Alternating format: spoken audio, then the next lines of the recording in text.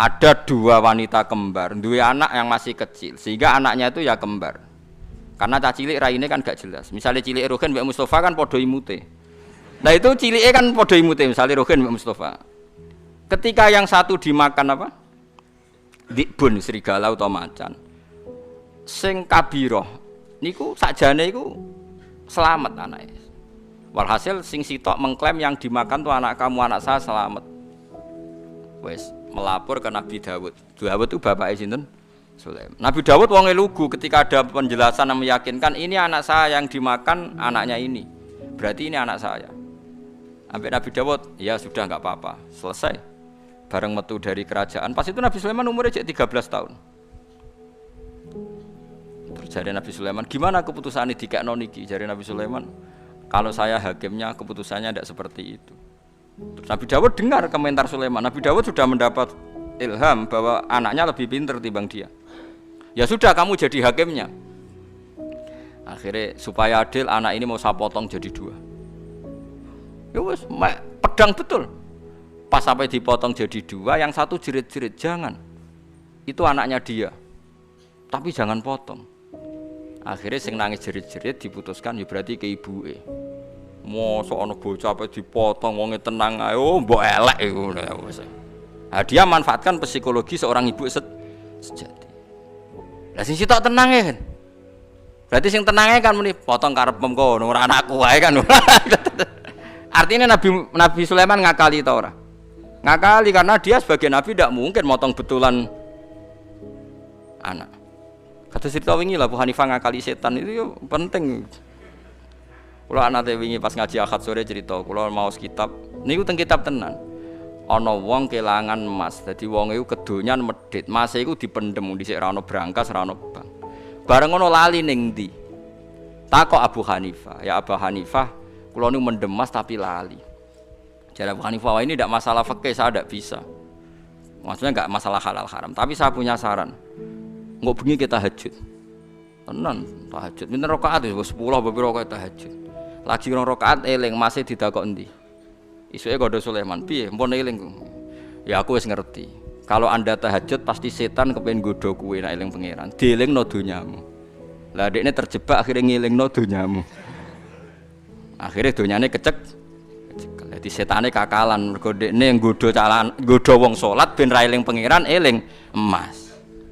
Bareng eling emas saiku kasil kajate eling panggonane. Malah jari Sulaiman, saya sudah menduga pasti setan menggoda Anda dengan mengingatkan emas iku ning ndi. Lah mediane apa? Kowe bebo salat ya, wah salat lah setan digodha.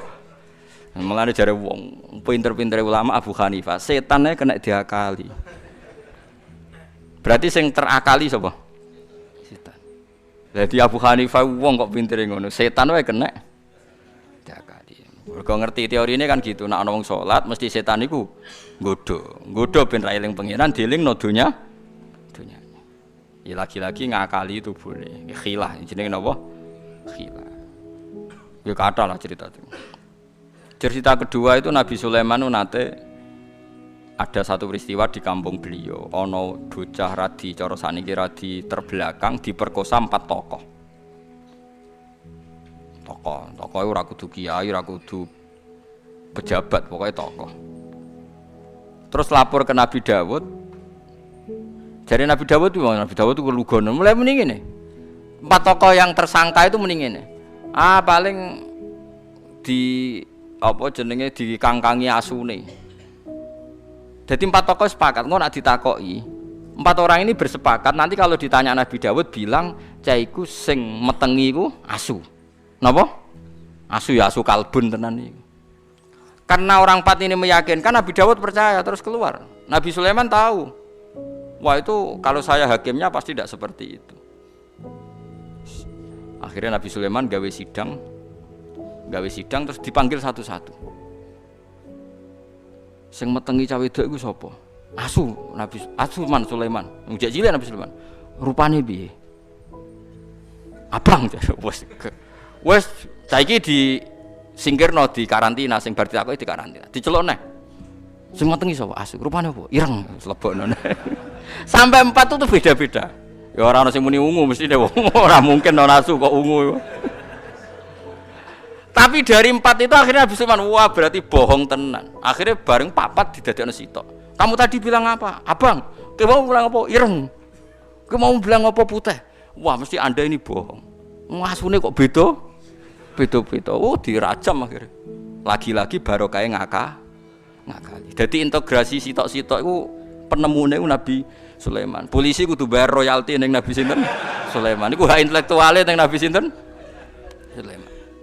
Lamlane ning gone Quran ana fafahamnaha Sulaiman wa kullan atainau hukma wa ilma. Nak masalah pinter iku pinter Sulaiman. Mulane wa waritha Sulaimanu Dawuda wa qala ya ayuhan nasu allimna mantiqat thairi wa utina min kulli. Tapi saat terus saya terus fafahamnaha Sulaiman. Tapi kalau masalah kecanggihan hukum luwih gampang pinter Sulaiman. Nabi Dawud senengane wiridan, tapi rapati pinter. Sulaiman pinter tapi rapati. Akhirnya terus ditiru nganti saiki. Wis ngono. Lah kowe ya ora pinter ra wiridan. Lah iku wis iku salah elek wong ya ora pinter ora wiridan. Niku ora ana sanate.